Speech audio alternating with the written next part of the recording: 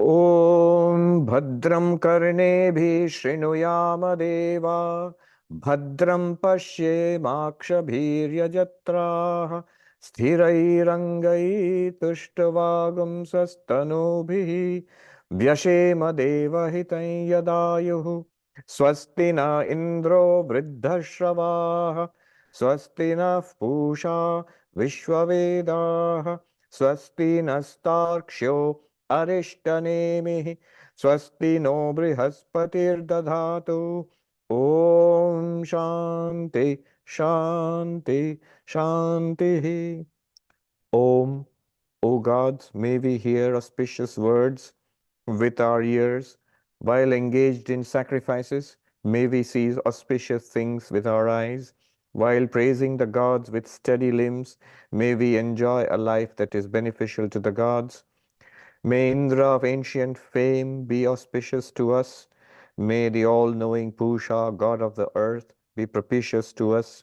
May Garuda, the destroyer of evil, be well disposed towards us. May Brihaspati ensure our welfare. Om, peace, peace, peace. So today we're going to go to the seventh mantra of the second section of the third chapter. You remember the Mundaka Upanishad has 3 chapters called Mundakas, and each chapter has 2 sections. So we are in the final chapter and the final section. And there, the 7th mantra. What's going on here? The results of enlightenment. When you realize that one ultimate reality is you yourself. Remember how the whole Upanishad started. Shaunaka goes to the master, Angira, who is a rishi, and asks him this question: Sir, what is that by knowing which everything is known? One thing by knowing which everything is known. And then he teaches him about Brahman. If you realize this, if you realize that you are not this body-mind, but you are this one existence consciousness bliss, which is appearing as this entire world, including the body-mind, then that is enlightenment, and the result of that is freedom, moksha. Now, freedom, before I get into the mantra itself, just a little background about what they're going to talk about. From the perspective of the enlightened one, freedom means realizing that you are Brahman, your existence, consciousness, bliss, and you always have been. It's something mysteriously we did not see, and now we do see. Once we do see that we are Brahman, we realize that we have actually never been in bondage. We have always been free, because the nature of Brahman is freedom. It is free always. It's never that Brahman was in bondage, was in somehow, involved in karma, in birth and death and suffering and seeking. No, all of that will disappear in a flash, and you realize your own limitless nature, which is the reality. However, remember that once you realize it, it doesn't mean that the world will disappear or the body-mind will disappear. Everything will be there. Everything will continue to appear. But the real nature will now be known. It's not that the world will make the world disappear by this realization, but the real nature of everything in the world, that they are all appearances on this ground of Brahman, the ultimate reality, that will be understood. Right now, we do not understand the reality of the things. We think we are seeing this real world. Actually, in a curious reversal, from an Advaitic perspective, the world is supposed to be dreamlike, but actually, the way we are living, from the perspective of the enlightened one, we are the ones who are living in a dream. We are the ones who are not fully awake. Enlightenment is being awake. We are asleep, or we are dreaming, or we are sleepwalking through life. When we awaken to reality. So that is enlightenment and freedom from the ultimate perspective, from the perspective of the enlightened one. However, from our perspective and from the perspective of Vedanta philosophy and all of that, we still see the enlightened one. So from our perspective, what has happened to this enlightened one? So there are these 2 terms, Jivan Mukti and Videha Mukti. Jivan Mukti means free while living, and Videha Mukti means bodiless freedom. free while living, bodiless freedom. So the enlightened one is free, has attained freedom. But still, we see the enlightened one. It continues. Our guru, our enlightened master is there. That we see the same person. So now we will call that person Jivan Mukta, free while living. We're still existing in the body, still carrying on with the life, but knows his or her oneness with Brahman, knows that I am that. And one day this particular body, the body of the enlightened one, will fall. It will die. And then we say that same enlightened one who was living as the free, Jivan Mukta, has now attained to Videha Mukti, bodiless freedom. No longer will there be any birth and death for this enlightened one. From our perspective, remember, so I have said three things here. One is freedom, enlightenment and freedom from the enlightened one's perspective, the ultimate perspective, who will say that there is really no such thing as living and free while living, and then bodiless freedom. You are Brahman, I am Brahman, that is the truth. That is the reality. There is one timeless, limitless reality, and that's my real nature or your real nature.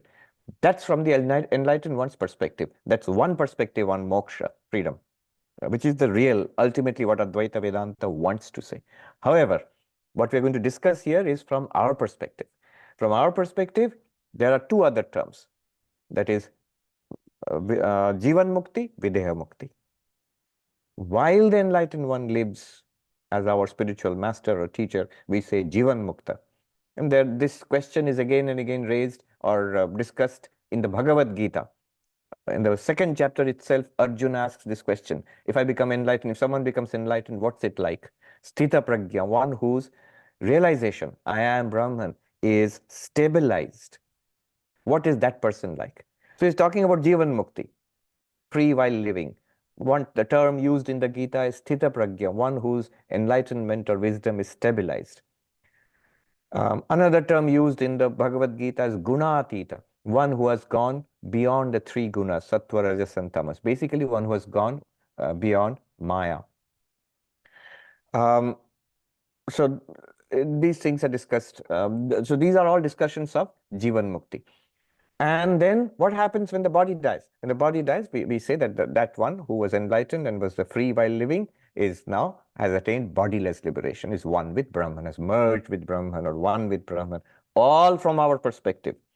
From the enlightened one's perspective, this difference is childish because this difference depends on the body. Notice, free while living, bodiless freedom. The crux is the body. When the body is living, we say, oh, there is the one who is our spiritual master, the great one, the Rishi, Angiras, or now the student. Hopefully, Shaunaka, after all of this, is enlightened. So Shaunaka is now attained enlightenment. So he is free while living. And when that body dies, Videha Mukti, free, bodiless freedom. But from the enlightened one's perspective, no such thing. Because the appearance of the body and the disappearance of the body, the appearance of one body and the disappearance of one body makes no difference to the enlightened one. Okay. Now, what we are going to read now, from now till the end of the Upanishad, is a description of Videha Mukti, the bodiless liberation. Again, understanding from, it's an explanation for us, from a relative plane. Not from the ultimate plane. From the ultimate perspective, the ultimate plane, it is Brahman only. All right. I'm just repeating myself at this point now. So let me just go to the mantra itself. What is this bodiless freedom? Gata kala panchadasha pratishtha devascha sarve pratidevatasu karmani vijnanamayascha atma pare abhyaye sarva eki bhavanti. A beautiful mantra which says, I'm reading the translation from Gambhiranandaji, Swami Gambhirananda's translation. To their sources repair the 15 constituents of the body, and to their respective gods go all the gods of the senses. The karmas and the soul appearing like the intellect, all become unified in the supreme undecaying. Okay, what does that mean? What this mantra will tell us is what happens at the death of the enlightened one and how is it different from the death of the unenlightened one. The difference is this. Remember, the Vedantic idea is that individual beings like us have three constituents, basically. The physical body, the subtle body, and I'm including in that the causal body also because it will not make a difference to our discussion at this point. The physical body, the subtle body, and pure consciousness. That your real nature is pure consciousness, the Atman.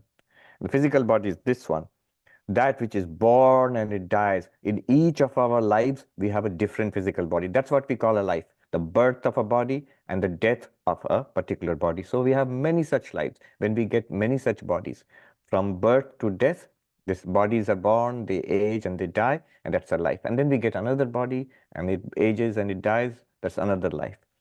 But what is it that goes from body to body? It's the subtle body, Sukshma Sharira. The subtle body does not die with the death of the body. It was not born with the birth of the body. It came from past lives and it existing in this life, having all these experiences, it will go on to future lives. The subtle body, what is it made of? It's made of, you can divide it in multiple ways. One way of understanding is, it is the Pranamaya Kosha, the Manomaya Kosha, and the Vijnanamaya Kosha.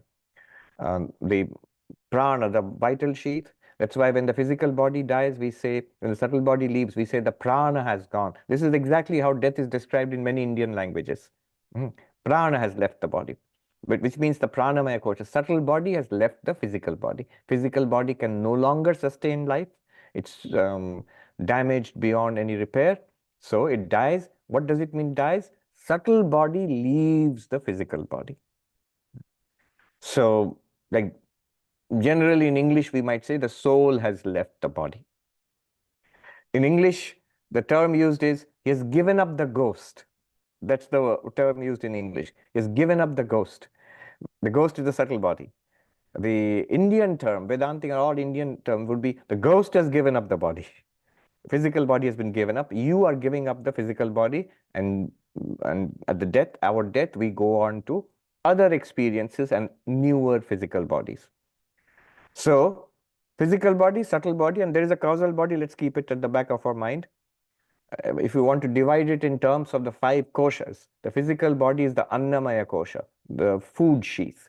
The subtle body is the Pranamaya, Manomaya, Vijnanamaya. The vital sheath, the mental sheath, and the intellect sheath. Sheath, S-H-E-A-T-H. And the causal body is the Anandamaya kosha. And they are all bodies. They are all bodies. They are not you. They are not you. Just as I have a cloth outside and a shirt and an inner garment, a vest, similarly, the 3 bodies, the physical body is like the outer cloth, the shirt is like the inner cloth, it's like the inner body, subtle body, and then the causal body is like the innermost vest. So none of them are me, similarly. But when the physical body dies, I, the sentient being, who am pure consciousness or Atman, limited by one causal body and one subtle body. That is the Anandamaya Kosha, the Vijnanamaya, Manomaya, Pranamaya. This bundle will leave the dying or dead body and go on to other. So that is called Utkramana. Many terms are there. Transmigration. Utkramana in Sanskrit. Transmigration. This is an idea accepted by all religions, both Abrahamic and Indian religions. Only thing is, Indian religions will say that this soul, the ghost, the causal body and subtle body, they will go and enter into newer physical bodies. So that's all. But every religion will say something survives the death of the physical body. Otherwise, you can't have a religion. If you are all dead, go back to dust, that's it, the end of the game, then there's no point in religion. You just have to be a little patient, a little stoic, wait for a few more years, then we are dead, that's it. What's the point of all this philosophy and all that? But no, all the religions of the world are agreed on this point, that at death, something dramatic happens and you leave the dead or dying body. go to heaven, hell, and then we are reborn in many ways and carry on this journey of spiritual evolution. We'll get newer and newer bodies. It's like if the physical device is damaged, like your iPad or laptop, but your data is backed up to the cloud. Ah, so then you will, when you get a new device, new phone or iPad or computer, then you can download. If you have backed up the data properly, then you can download it to that device. So that's a new birth. Similarly, our subtle body can take up newer bodies. And this is the story for all of us. This is what has been happening to us lifetime after lifetime. By the way, just a little aside here. I was reading in an interesting news report a few days ago that the doctors are surprised at what happens in the brain at the point of death. They're surprised. The studies are going on. They're surprised at what is happening in the brain at the point of death. What is happening? That there is a tremendous burst of activity in the dying brain. You would normally expect slowing down and then stopping of activity. Just the opposite happens at the point of death. Before the brain finally dies, it goes into like a tremendous activity. And that, the serotonin, dopamine, these are released. There are tremendous activities in cognitive capacity, things which you not expect a dying person. Most of them are either seriously ill or have been badly injured or something for some reason that they are dying. And yet the brain suddenly kicks into high activity and positive activity. So the neurotransmitters which indicate a feeling of goodness, happiness, peace, fulfillment, those appear in the brain at that last moment, a kind of peace. And also memories and cognitive functions, they all suddenly they light up those areas for a short while, then everything shuts down. Now, they have no idea why this is happening. It shouldn't happen. What is the expectation of doctors and biologists and neuroscientists? Brain is dying, body is dying, so slowly all activities should shut down. That's it. Why this? What is the purpose? What's going on? I don't know what's going on, but it seems to be the neural correlate of utkramana, transmigration. I have a feeling that it's the subtle body leaving the physical body. And so like the rocket taking off, you'll see when the rocket is launched, you will see tremendous activity going on there. So we take off from this dying physical body. And so the physical body, I guess, this is all my speculation. The brain and the nervous system, they push us into that orbit, and then they collapse. Now, then what happens? Back to the Upanishad.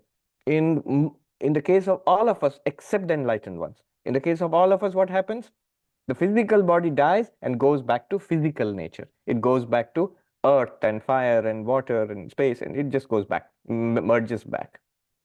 Whether you burn it or you bury it in the ground, or like the Parsis, they would expose it to, interestingly, the Parsis would expose it in the towers of dead, and the vultures would come and eat the bodies. The Tibetan Buddhists also used to do that in the highlands of Tibet. In every case, it goes back to nature. The elements which compose the physical body, they fall apart and they go back to nature, physical nature.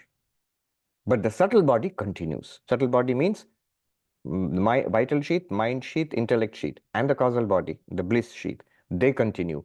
They are the vessel in which you, the consciousness, is reflected, and you continue into further lives. All right, this is the general story for everybody. Now the Upanishad will tell us what is the speciality for enlightened ones. What happens to them? What happens to them is this.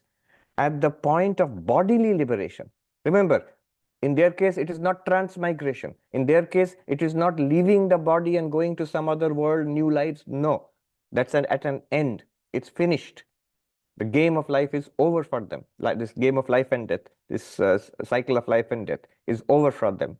Then what happens? At the point of death, for the enlightened one, physical body dies just like everybody else. Physical body dies. However, the subtle body and the causal body, they also merge back into nature. There is no further use, no one there who will use them, no one who will leave with the rocket ship and go to another loka, another life. No. Because the one who was using this physical body, subtle body, causal body, has now realized, I am the limitless Brahman. There is no individuality left there which wants to, go further in spiritual evolution. It's finished. You have become the unlimited. You have become one with the infinite. So what happens? The Upanishad will say, the physical body will merge with the physical cosmos. The subtle body will merge with the cosmic mind. And the causal body also, it is implied, not mentioned. Causal body will merge with Maya, with the cosmic causal body. In the terms used in Vedanta, the individual physical body will merge with the Virat, the vast physical body of Ishvara, of God. The individual mind, subtle body, will merge with Hiranyagarbha, the cosmic mind. And the individual causal body will fade away into Maya. Then what remains? Nothing of the individuality, but what remains is the infinite. The point of enlightenment, you have already realized that you are the infinite. You remain as you are. From your perspective, the enlightened one's perspective, all of this does not matter. Okay. Let me now read the Upanishad. We will see. But the language of the Upanishad is a little abstruse. Gata Kala Panchadasha Pratishta, very poetic. The 15 constituents go back to their basis. 15 constituents of what? The physical body and the subtle body. The Annamaya, Pranamaya, Manomaya, Vijnanamaya, and also the Anandamaya. Physical body and the subtle body, they go back to from where they had come. Where are the physical body? Where does it come from? This physical universe. And that happens for the unenlightened beings also. The physical body goes back to the physical universe. But the subtle body, the data, it retains its integrity. It will go on to newer manifestations. But for the enlightened one, that also is not retained. It goes back to the subtle universe, the cosmic mind. Our subtle body merges back into the subtle universe, and the causal body into Maya. So, Gata Kala Panchadasha Pratishtha. Now, what is this Panchadasha Pratishtha? 15 bases of the body mind. This refers to another Upanishad called the Prashna Upanishad. So that's why it's a little arcane. The usual way we would have expected, is the way I just explained it. Physical body is the food sheet, Annamaya, and the subtle body is Pranamaya, Manomaya, Vijnanamaya. So that should have been the language, but that's much later systematization. Remember, when we are studying the Upanishad, we are going back to the very foundations of Vedanta. It was not as systematic at that time. Every Upanishad had a way of, similar ways, but different ways of understanding the world, the body, the mind, and different terms for the Atman, for Brahman. In this Upanishad, the term for the ultimate reality is Akshara, the undecaying. So, here it is referring to another such very ancient way of classifying the body-mind. Panchadasha Pratishtha. In the Prashna Upanishad, which is basically, literally it means the Upanishad of questions. So there the students ask questions. I think there are 6 questions. In the final question, in the 6th question, the constituents of the body-mind are discussed. And there they talk about the 16 constituents. And I'm not going into a list of those. I can tell you, but it will not make much sense, because you will see some similarities and you will see some strangeness there. Just for completion, since the word 15 has been used, let me just rattle out the names. I'm reading from the Prashna Upanishad. In the 6th section, 4th mantra of the Prashna Upanishad, it is said the constituents are prana, shraddha. Prana is not translated. Prana, and then shraddha, which is faith. Then kham, which means space. Then vayu, which means air. Then jyoti, which means light. Then or fire. Then apa, which means water. Then prithvi, which means earth. Then indriya, senses, the host of senses. Then mana, mind. Then annam, food. And then viryam, vigor. Then tapaha, that is austerity or self-control. Then mantraha, mantras, the Vedic texts.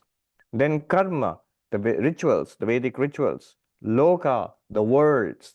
And lokeshu cha namacha. And then the names are in the worlds. So this is a rather strange list.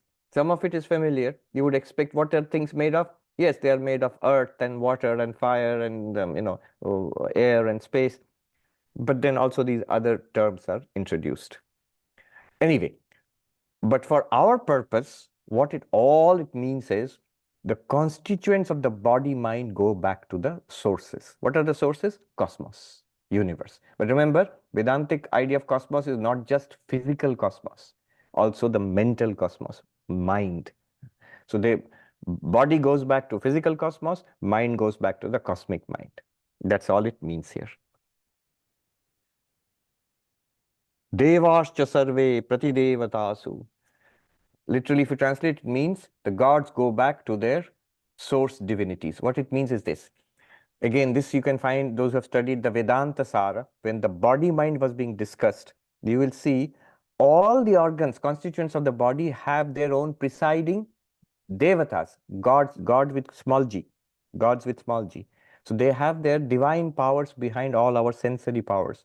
There is a divinity behind the power of vision. There's a divinity behind the power of hearing. There's a divinity behind which gives power to taste and touch and smell, the power of walking and talking and so speech. It's fire, Agni. So we say he speaks fire.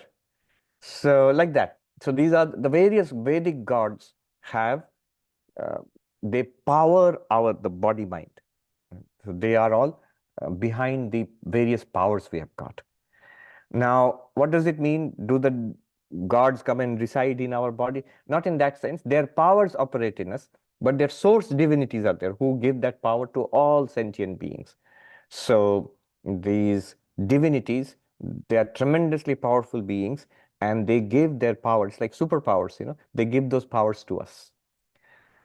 So what it means is these powers which enable us to see, hear, smell, taste, touch, walk, talk, think, remember, enjoy, suffer, give us energy, the prana, all of this which powers our body mind, these powers go back to their source deities.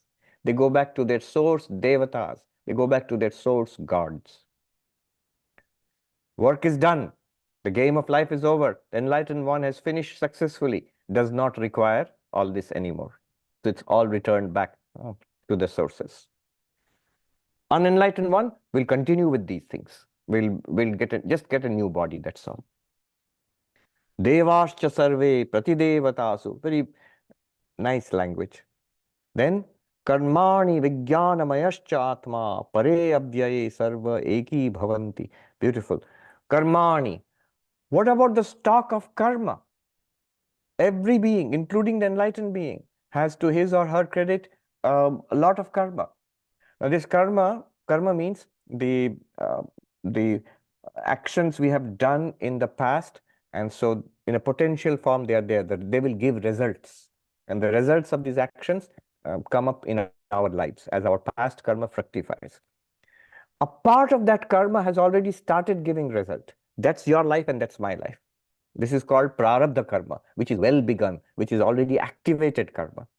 So that will continue to give results in the enlightened one's life, just like it is giving results in our life. When that part is over, this life will be over. The unenlightened ones will go on propelled by the stock of karma into other lives. So the stock of karma is called sanchita karma, literally stocked up karma. Sanchita, saved karma. Accumulated is a good word, accumulated karma. That's what happens to the unenlightened person. The activated karma is exhausted for this life, body dies, and then the accumulated karma, a part of it will become activated and give rise to further lives. But for the enlightened one, what will happen? The activated karma, prarabdha karma, will be exhausted, and the body of the enlightened one, who is called Jivan Mukta, free while living. The body will die. And that enlightened one goes into bodiless liberation, Videha Mukti. But one might question, what about the Sanchita karma, accumulated karma of the enlightened one? That also disappears back into Brahman, into Ishvara, into the Maya of Ishvara. It's withdrawn, it's destroyed. Why is it destroyed, one might ask? There are two reasons, one general reason, one specific reason. The general reason is the whole point of karma, bodies, universe, all of this is to lead to enlightenment and freedom.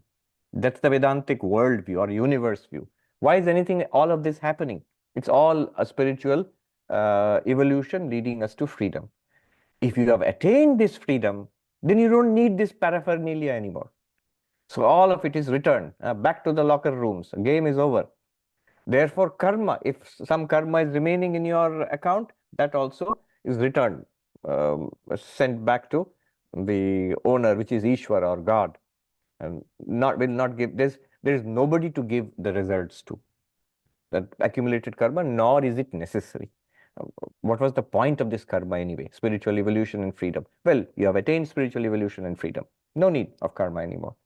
This is the general answer. The specific answer is karma requires a doer, karta, an individualized doer, somebody who's associated with this particular subtle body.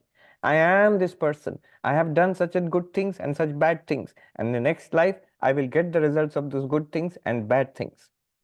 But if I am not identified with this subtle body, with the manomaya, pranamaya, vijnanamaya, I don't think of myself as a person anymore. In that case, to whom will the karma go? Where is the target? Where is the recipient of that karma? Who will utilize, who will enjoy and suffer? There's nobody left there. There is the beautiful imagery of the Buddha upon attaining enlightenment, when, all kinds of temptations and terrors were thrown at him. It is said they all transformed into flowers, like a shower of flowers for him. And that's what happens to the enlightened being. None of this will, there's nobody to reward or punish. Reward, punishment is not the right terms to give enjoyment or suffering to. There's nobody left there. You're just the infant. Brahman alone exists. Therefore, in the absence of a karta, doer, agent, karma has no meaning at all. So there will be no further karma for the enlightened one. So karmani, vijnanamayascha atma, all karmas, accumulated karmas, fade back into maya. Vijnanamayascha atma. What is this vijnanamaya atma? Atma is pure consciousness. Now what happens in pure consciousness in each of us, that limitless pure consciousness, Brahman, is reflected in the Vijnanamaya Kosha, or the intellect sheet, or more generally in the subtle body, more generally in the mind. It's reflected as the reflected consciousness, Chidabhasa. Pure consciousness reflected in the mind is called reflected consciousness, Chidabhasa. And that's what we are experiencing right now as I am this conscious being. I am aware, and here is the mind with thoughts and feelings and ideas and personality, and we are all distinct from each other. Why are we all distinct from each other? Our Vijnanamaya is different. Each one of us has a different Vijnanamaya kosha. And I, the limitless consciousness, am reflected in this particular Vijnanamaya kosha, and I think I am Swami, and there, and there, and there, in all of these places, the same limitless pure consciousness reflected in each of those Vijnanamaya koshas appears as a distinct sentient being. So these distinct sentient beings, Jiva Chaitanya or Jivatma, a sentient being, is called Vijnanamaya Atma here. Vijnanamaya Atma. Basically, pure consciousness reflected in the Vijnanamaya Kosha, which is the sentient being. Always we ask in Vedanta, after studying for some time, if we are all Brahman, then who is enjoying, who is suffering, who wants liberation, who is the one going from lifetime to lifetime? It's this one here, Vijnanamaya Atma.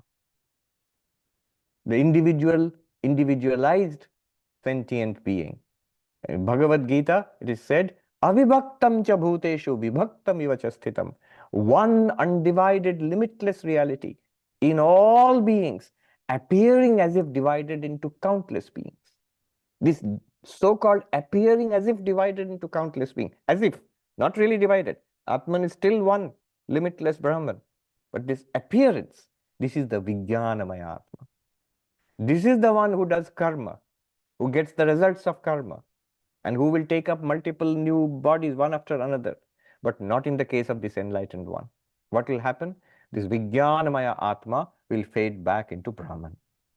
The Vijnanamaya Kosha will fade back into Maya, or the subtle body, that is the cosmic mind, and the pure consciousness, the reflected consciousness will as if fade back into pure consciousness. Shankaracharya gives examples, 2 examples.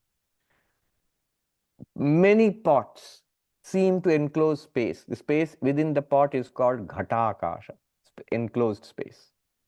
And limitless space is called Mahakasha, the great space. Mahakasha, great space. Enclosed limited space, Ghatakasha. As you can well imagine, the enclosed limited space can be small, can be big, depending on the size of the pot, can be round, can be of various narrow, various kinds. It looks very different depending on the shape of the enclosing pot. But really at no point has space ever been enclosed. You cannot enclose space. It's not like you can fill water in a pot and carry it, the water will go with the pot.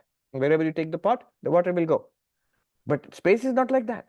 When you enclose space in a pot and you carry it along, do you think the space in the pot is going with the pot? Not at all. It is pot traveling through space. Space does not go in the pot. Space, therefore, is not divided, enclosed, or cut off by a pot. But it seems to be. Certainly, it seems to be. Sri Ramakrishna said, make 10, have 10 pots and then name them 1, 2, 3, 4, 5, 6, 7, 8, 9, 10. And then very soon you will start thinking of those 10 spaces as different. This is number 1, that's number 2, that's number 3. It isn't. It's the same space. And it's not affected at all by the pot. So that's one example that Shankaracharya gives. When the pot is broken, it is as if the limited space, so-called enclosed limited space within the pot merges, quote unquote, merges with the vast space. Ghatakasha merges in the Mahakasha. The limited pot space merges in the limitless vast space. As if, not really. It's always been the vast space. Similarly, Vijnanamaya Atma, individual sentient being. If you take away the mirror, what will happen to the reflected face? If you take away the mirror, what will happen to reflected face? You might say reflected face will disappear, or a rather poetic way of putting it will be reflected face goes back, merges in the real face. That way. What happens to the reflected consciousness if you take away the reflecting Vijnanamaya Kosha? The reflected consciousness will merge back into the vast consciousness. The second example is also very beautiful. Shankaracharya gives that sun reflected in the water. Sun reflected in the water. So there's the vast real sun. And that's reflected in the water as a tiny little sun. If you take the water away, then what will happen to the reflected sun? Poetically, you may say it merges back with the real sun. Similarly, Vijnanamaya Atma, what does it do? It merges back. Pare Abhyaye, Pare in the transcendent, Nirguna Brahman. Abhyaye, the unchanging, which distinguishes it from everything else earlier. Karma is always changing. Vijnanamaya, the intellect sheet, always changing. And the reflected consciousness also changing. You see, when you're awake, when you dream and you go to sleep, the reflected consciousness appears, fades out, disappears, again reappears. So reflection is always affected by the reflector. If you have one kind of mirror, you will see your face in one way. If you have a convex mirror, another way, face will be reflected. Concave mirror, another way, face will be reflected. Dirty mirror, polished mirror, your same face will be reflected in many different ways. So they are always changing. Reflected consciousness, the reflector, but Abhyaya, unchanging, is the real Brahman, which is called in this Upanishad Akshara, the undecaying. What is it? Para.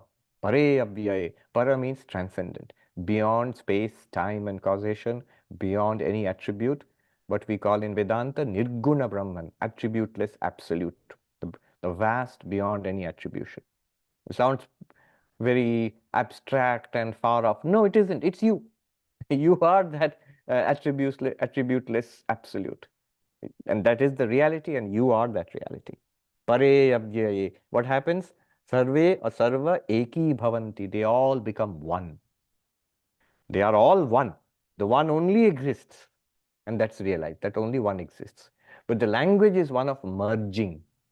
It is as if the physical aspects will merge in the physical universe, or in Vedantic language, they merge into Virat, the physical, the cosmic body of God, which is the 11th chapter of Bhagavad Gita. Very dramatic, poetic description. Our mentality, our minds, memories, all of that, we merge back into Hiranyagarbha, the cosmic mind. And our causal body, the Anandamaya Kosha, will merge back into Maya. And our karma also merges back into Maya, our accumulated individual karmas. What happens to me, the individual sentient being? What happens? Will I be lost? No. You merge back like the reflected sun merging back into the original sun, like the enclosed pot space merging back into vast space. Basically, the vast space always existed, the real sun only existed. And you realize you are that one. All very dramatic, cosmic language, something amazing is happening. But if you ask the enlightened one, so is your physical body merging into cosmic body? Is your mind merging into cosmic? Yes, none of that. And Brahman always was, is, will be. Yeah. All of these are movies. You're referring to the movie. It's good to see it from both sides. This is from our side, and that's from the enlightened one's side. Pare abhyaye sarve eki bhavanti. They all become one. Shankaracharya uses very soaring, dramatic language for this merging with Brahman, becoming one. You, the individual sentient being, you realize that you are Brahman. How is that like? What's that merging like? Shankaracharya writes, Pare abhyaye, in that transcendent, undecaying reality, Brahman. And then he gives descriptions. Anante, but these are all negative descriptions. Yeah? Limitless, Ananta without any limit. Akshaye, without any decay. Brahmani, in Brahman. Brahman, which is limitless, not limited in time, not limited in space, not limited by object. Akashavat, Akashakalpe, almost, it's like space. What's your nature? Your nature is like space. Then a string of pointers. Aje, Ajare, Amrite, Abhay, Apurve, Anapare, Anantare, Abhayye, Advaye, Shive, Shante. Very beautiful. He says, this Brahman, what is it like? Like space. Oh, how? Aje, unborn. You're not born. Ajare, not, Jara is old age, so not subject to old age or decay. Amrite, immortal, not subject to death. Abhay, in the fearless. Your nature as Brahman is the fearless. Apurve anapare, that which has no precedent and no consequent. That means beyond causality, beyond karma, basically. There is no karma for you which will give rise to any result of karma. No cause, no effect. Anantare, there is no gap. What do I mean by gap? Where will the universe exist? You say, what about the universe? What about people? What about body, mind, life? Where there is no space for them, because the only reality is Brahman. In Hindi, they say, Thas bharpur, packed tight with existence, consciousness, bliss. Where is even the tiniest space for a universe to, anything different to exist? For a universe to exist, for sentient beings, for karma, for enjoyment, suffering, the drama of life. There is no space. Only Brahman exists. It's packed tight like the most solid rock. And yet, this is the magic of Maya. The whole universe appears exactly as it is now. So, it says, Anantari, without any interior. In interior, there's nothing. Abhaya, there is no distinction between inner and outer. It's just packed tight with Brahman. Advai, non-dual, in the non-dual. Non-dual means Even when the entire universe is appearing, even when billions of creatures are appearing, being born and dying, it seems like that. None of it is appearing. They're all like a mirage. They're all like a dream. They're all like a magic show. What is that? Shiva. Shiva here means in the auspicious, in the blissful, Paramanande, in the utterly blissful. Shanti. Shanti here means beyond all suffering, every possibility of. So Shanti literally means quiescent or the cessation of the universe. Shanta, the universe, silence of the universe. I'd like to translate it this way. The universe is silenced, although it's appearing. Shanti, Shive Shanti would be, which means Paramanande and Atyadika Dukkha Nivritto, in which all sorrows completely cease. The cessation of all sorrows, the attainment of endless, limitless bliss. Let me read out Shankara's. It's one word. It's one word. He's explaining Pare Abhyaya in the transcendent undecaying. Everything merges into you, the sentient being, you merge into the transcendent undecaying. How does he explain it? Anante Akshaye Brahmani Akashakalpe Aje Ajare Amrite Abhaye Apurve Anapare Anantare Abahye Advaye Shive Shante. Sarve Eki Bhavanti. They all become one. Everything becomes one in what sense?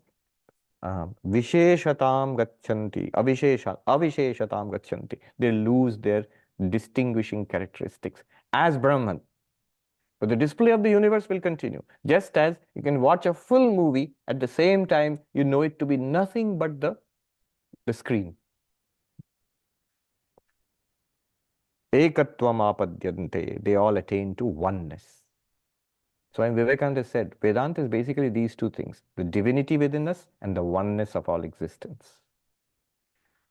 That divinity within us means you that divinity, and the oneness of all existence means you that oneness of all existence. You realize you are that, you remain as that. And then Shankaracharya says, Jaladhyadhara apanaya eva suryadi pratibimbaha surye. Just as if you remove the water, the reflected sun merges back into the real sun. So-called merging back. If you ask the sun, so did your reflection merge back into you? The sun will say, what reflection? I'm the one who's always been shining.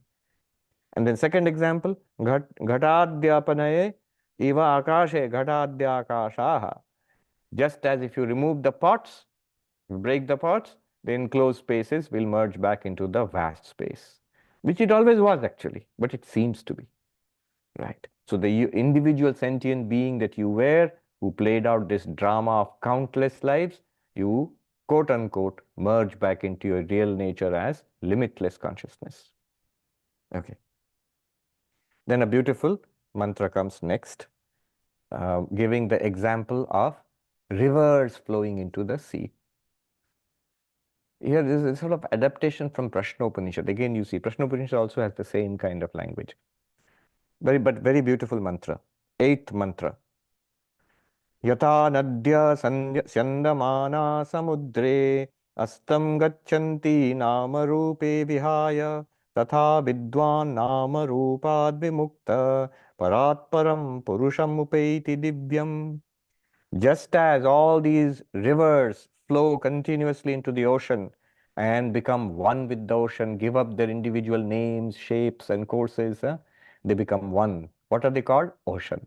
Before that, Mississippi and so many rivers, you call Athabasca and so many rivers, and Hudson here, or Ganga, Yamuna, and all of that. But in the ocean, it's ocean.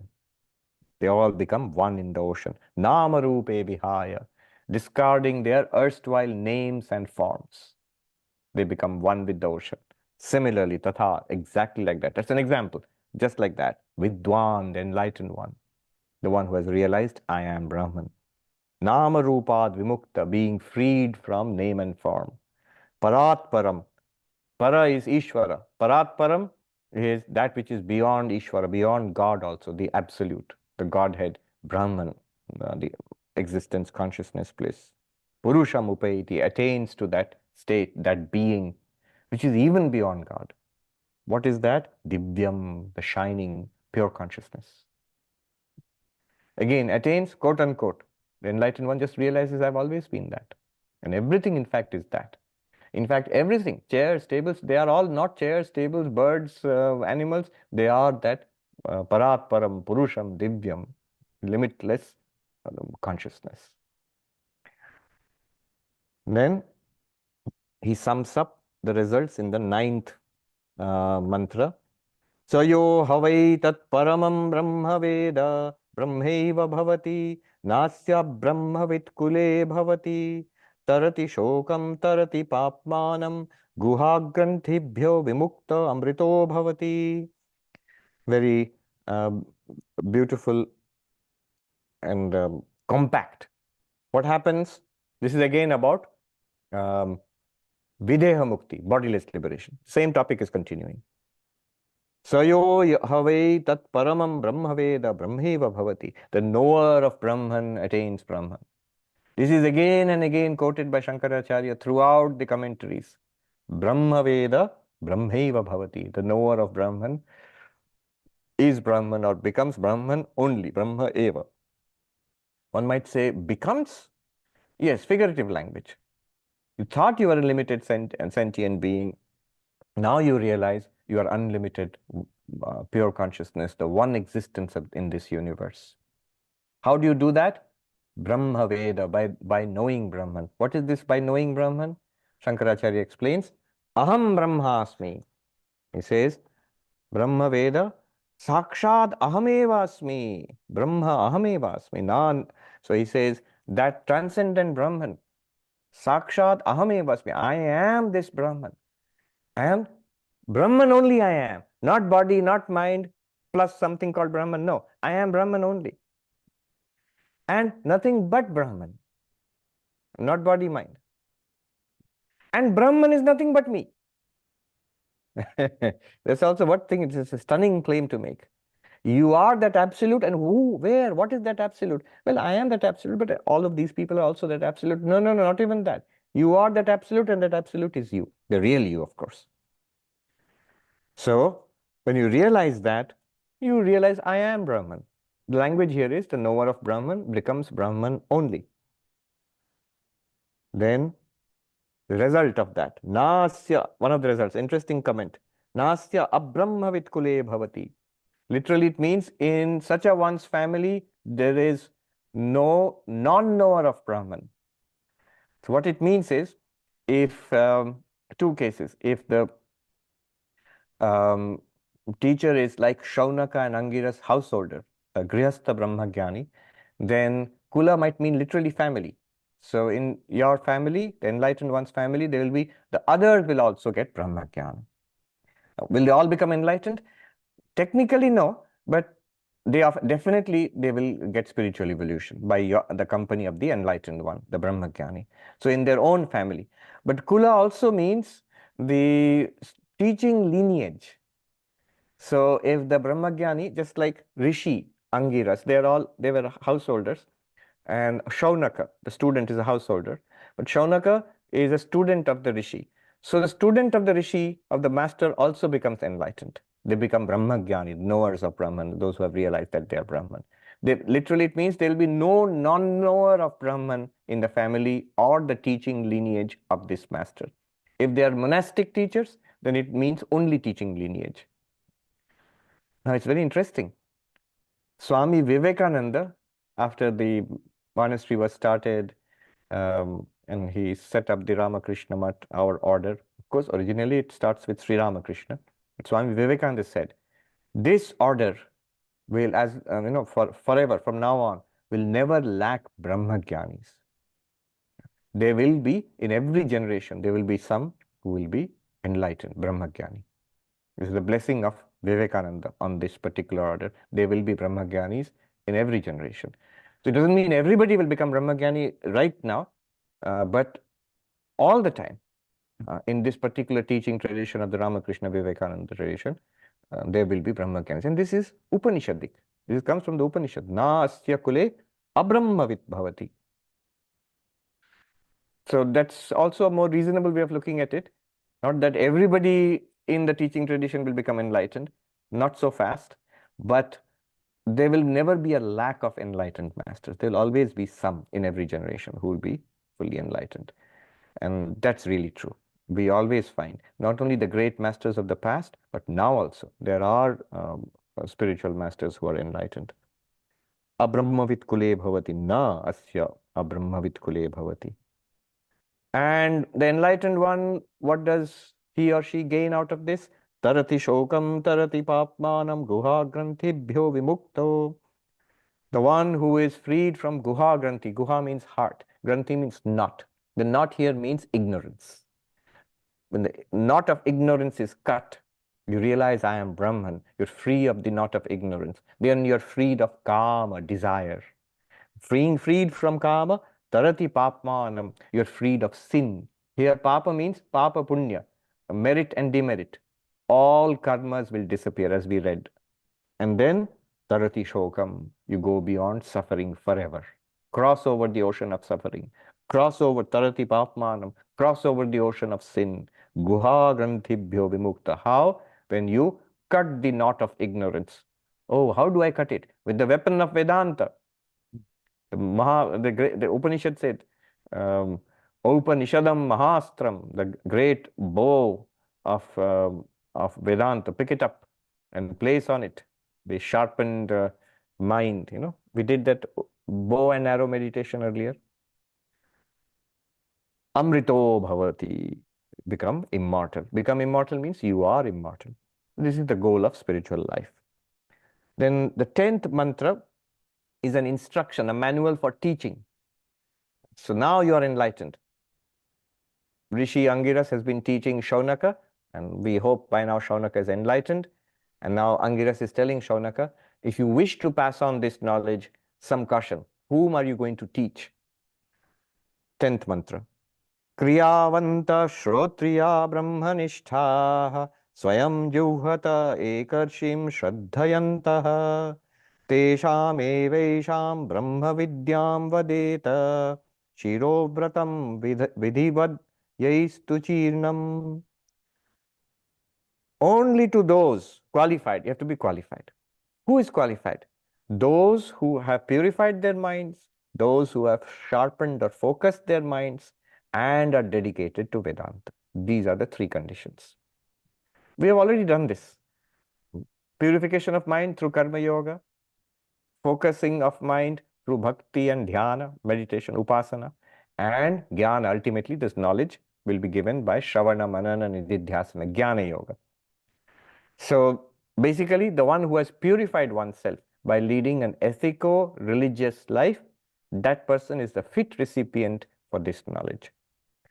Kriyavantaha, engaged in ritualistic action, what you call puja part. We had this interesting talk on the direct path by Greg Good here last week. So he teaches the direct realization that you are Brahman. That talk will be uploaded, I think, in a couple of weeks' time.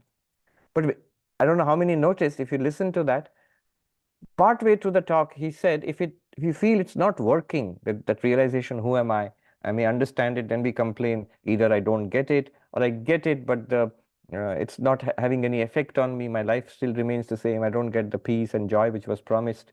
Or I do get it, but then I lose it. In the class I understand, or in meditation I understand, when I get into action, I lose it. Such complaints will be there. So he said that if it does not seem that the direct path is working, you should worship God. And the language he used was very interesting. It surprised me. He said you should worship Durga. But what it means, worship Shakti. Once, Ma Sharada sent word to Swami Brahmananda. This was in Banaras. Ma Sharada sent word to Swami Brahmananda, ask him, why should one worship Shakti? So somebody went and asked, that mother is asking you, why should one worship Shakti? Because remember, who is he talking to? To a monk, Swami, whose whole goal is God realization. So you want God realization. You want this, Jivan Mukti, Videha Mukti, and all these things. Why worship Shakti? And Brahmananda answered, Mayer hate Brahmagyaner chabikati. The keys of Brahmagyana are in the hands of the mother. So actually, everything is in the hands of the mother. Whatever you want in this world is in the hands of the mother. Well, I don't want anything in the world. I am a spiritual seeker. I am a monk. What do you then? What is your goal? Enlightenment and freedom. That too is in the hands of the mother. The samsara is in the hands of the mother, and freedom from samsara is in the hands of the mother. Because Brahman, nothing is in the hands of Brahman. Brahman is entirely useless. Because Brahman is already beyond samsara. So your freedom from bondage into samsara, into moksha, going to moksha, freedom, attainment of Brahman, that also requires the grace of Shakti. Anyway, Kriyavanta, worshipful, Shrotriya, who is well versed in Vedantic study, Brahmanishtaha. Brahmanishta here does not mean, the guru is said to be Brahmanishta, who is centered in Brahman. Here, Brahmanishta means the one who is dedicated to the worship of God. You will find in India the traditional Advaitins, both monks and Grihasthas, they not only do Shravana, Manana, Nididhyasana, study of Vedanta, reflection on Vedanta, meditation, but they also have a devotional practice. They almost all of them have a mantra japa. They have an Ishta Devata and like a chosen form of God, and then a mantra associated with it. They do that. This is the meaning of Brahmanishtaha. Shankaracharya explains, Saguna Brahma. So, Advaita Vedanta is not against theism. Rather, it is a kind of supra-theism. Devotion to God, faith in God, religious life, all very good, all highly recommended. And here is making it a condition. Such persons you can teach Vedanta. Swayam juhata ekarshim shraddhayantaha.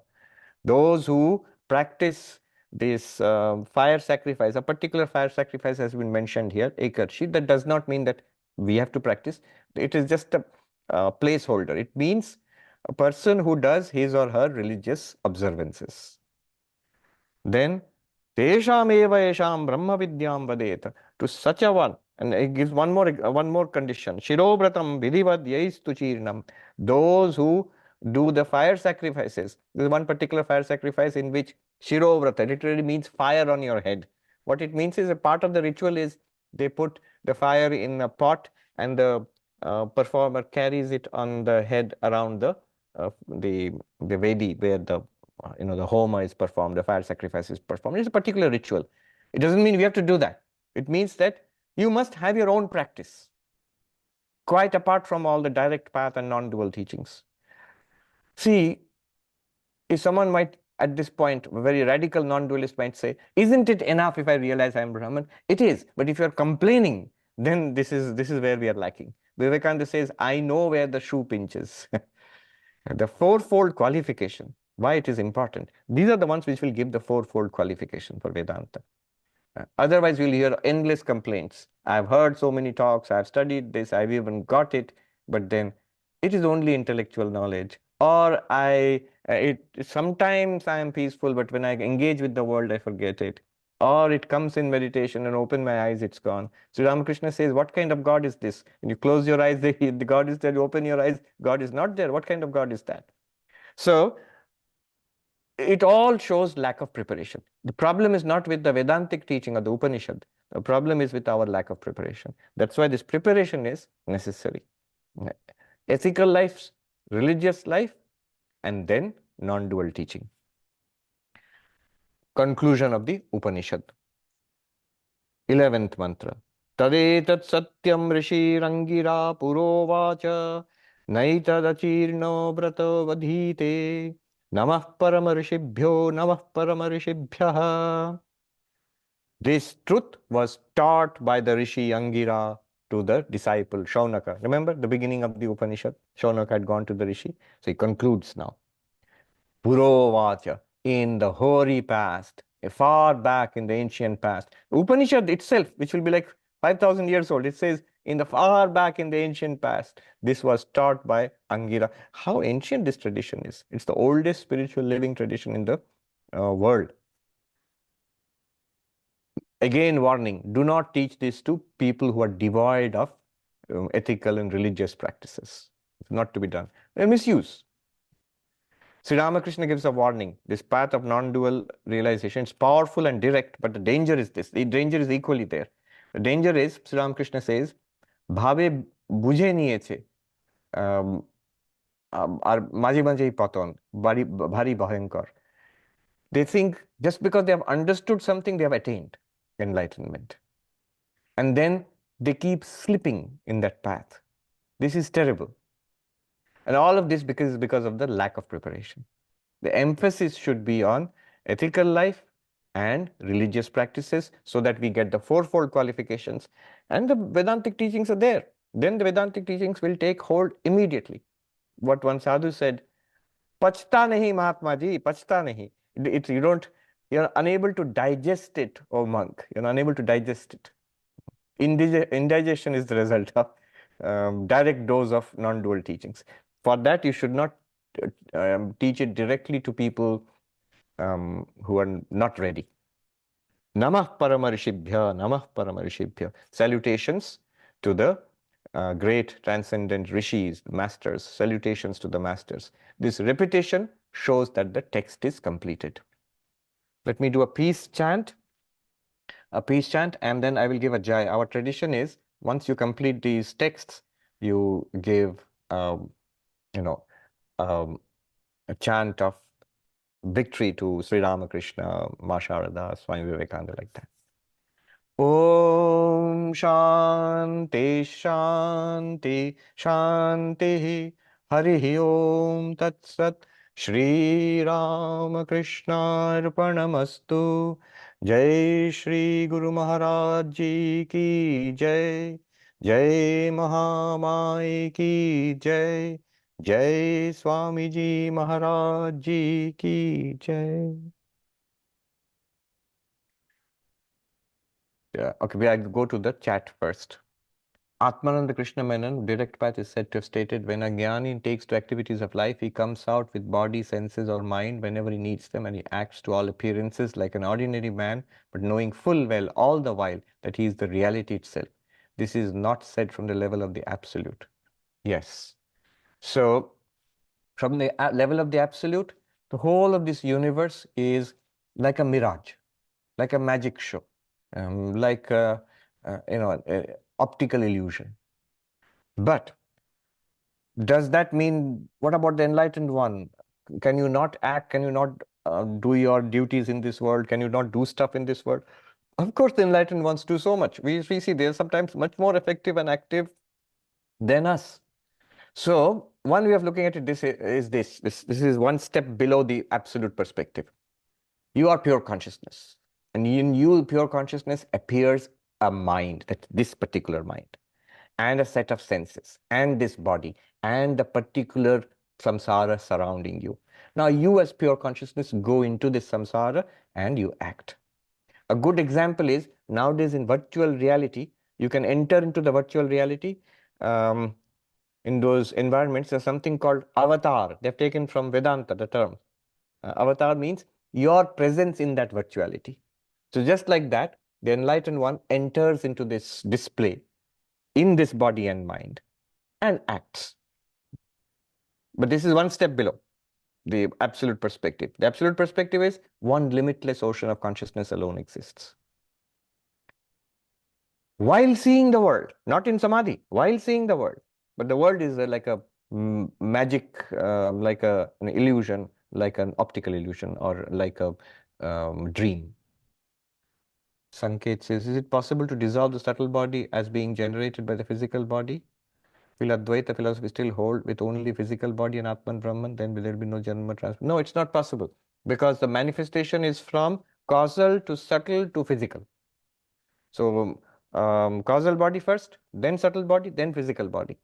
You cannot have a physical thing without the corresponding subtle aspect of it.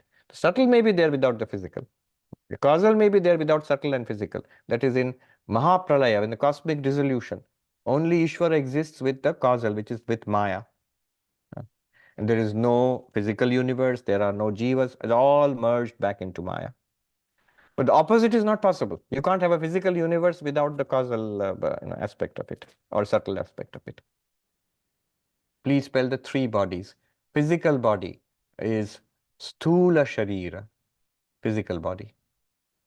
S-T-H-U-L, Sthula Sharira. Subtle body, Sukshma Sharira, S-U-K-S-H-M-A, Sukshma Sharira, S-H-A-R-I-R-A, Sharira. And causal body, Karana Sharira, K-A-R-A-N-A, Karana Sharira. But they're all bodies, they're not you. Our problem is we think we are those things. It's like foolishness, like somebody thinking, if I started thinking I am this shirt. No, I'm not. Rick says, how does the ego ahankara fit into the Panchakosha model? The ahankara emerges in the Vijnanamaya Kosha, the ego, sense of ego, it comes there. Article about dying brain, yeah. I think it was, I read it in The Guardian. I think there was a long report. Very interesting. That the sudden energization of the dying brain, that something's happening and then it stops. Something is left. What part of the subtle bodies retains, accumulates, and stores the life experiences body to body? It's called the chitta, the storehouse, where vasanas, all impressions are stored from the past. Dying people are known to relieve their memories. That might explain the... Yes, so why are they relieving memories at that point? Why is the brain expending, a dying brain expending so much? How does it have those capacities? Normally, when we are awake, we are healthy, we can't do that.